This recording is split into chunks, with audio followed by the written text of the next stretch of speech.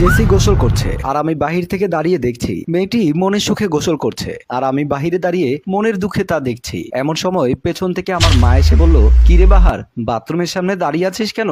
বাথরুমে তো দেখলাম বৌমা গোসল করছে, তোর যদি বাথরুমে চাপ বেশি আসে আমাদের বাথরুমে যা। বৌমা একটু আগে অফিস থেকে এসে সোজা বাথরুমে ঢুকে গেল, তাকে এখন বিরক্ত করিস না। আমি মাকে বিষয়টা খুলে বলতে পারলাম না। মাকে বলতে পারলাম না তোমার বৌমা প্রতিদিন সকালে গোসল করে অফিসে যায়, আবার অফিস থেকে এসে কেন গোসল করে। মা আমাকে আবারও বলল, কিরে বাহার, দাঁড়িয়ে দাঁড়িয়ে কিছু না ভেবে আমার রুমের বাথরুমে যা। আমি মার সাথে কোনো কথা না বলে আমার রুমের দিকে চলে গেলাম। রুমে এসে খাটের উপরে বসে পড়লাম। মনের মধ্যে জেসির প্রতি একটা ঘৃণা জন্মাচ্ছে। মেয়েরা পারেও ভাই, অফিসের নাম করে সারাদিন কোথায় গিয়ে আকাম কুকাম করে আর রাত হলে বাসায় এসে গোসল করে। প্রতিদিনই জেসি অফিস থেকে ফিরে গোসল করে। আমি বেকার বলে উচ্চবাচ্য করতে পারি না, তাই বলে স্ত্রীর এমন খারাপ কাজ নীরবে। আমি কোনো কথা না বলে পাথর চাপা কষ্ট বুকে নিয়ে তার পাশে শুয়ে পড়লাম।